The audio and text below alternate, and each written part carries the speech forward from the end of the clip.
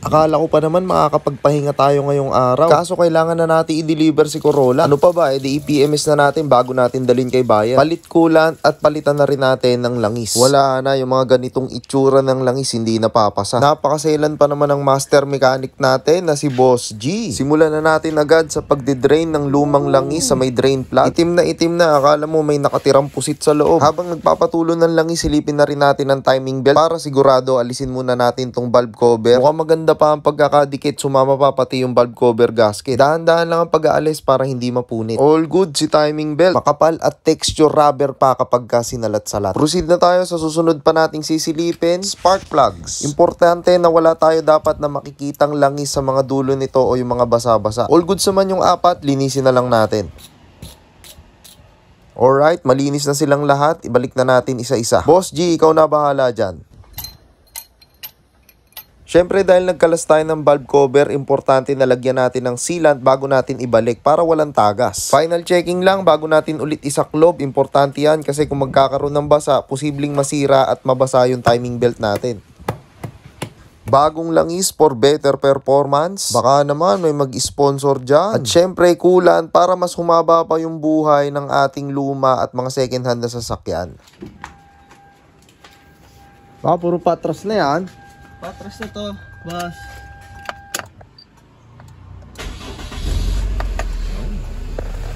Tuloy-tuloy na tayo, boy. Deliver na natin si Baby Boy. Alas 4:05 na. At ayun na nga, inabot na kami ng heavy traffic dito sa may SLEX. Siyempre, hindi mawawala ang pangmalakasang rolling shot. Kitang-kita kung gaano kakinis si Baby Boy, alagang Yaku Auto Paint Shop. Looks and performance, 10 out of 10. Walang kausok-usok kahit ibirit. Pagdating natin kay buyer, ay agad-agad tinest drive na nila. Mukhang hindi pa masyado sanay mag-drive si Madam. Muntik pang mabangga yung magbabalot. So ayun o boy, nandito na tayo sa lugar nila Ma'am Camille. Ma'am Camille, maraming salamat po. Siya po yung bumili nung sasakyan natin, Corolla Baby Altis. Ito yung baby ko talaga na yun nga lang, meron na tayong bagong sasakyan, Pajero. Kaya medyo mabigat sa loob ko. Kaso kailangan na natin bitaw. Hindi naman natin kaya magmadami ng sasakyan. Tsaka syempre, sir, maraming salamat. Ano nga ulit name nyo, sir?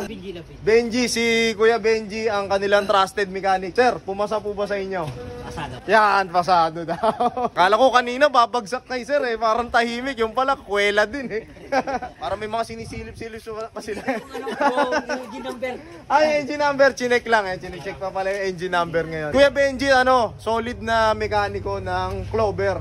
Yan. Master mechanic. Ang dami nga mga sasakyan doon na mga pinagagawa sa kanya. Yan, nagche-check sila ngayon. Engine tsaka chassis number. Habang nagche-check sila, ma'am, maraming salamat po ulit sa inyo. Biglaan lang, ang may alam talaga nung page natin, si Sir Chody. Sir Chody, yan. Atyuhin po ni ma'am. So yun lang boy, medyo madilim na rin. Magpapaalam na rin tayo sa kanila. Yan, check na lang yung chassis tsaka engine number. Tama po ba? Tama? Tama yun. Ayo, tumama naman.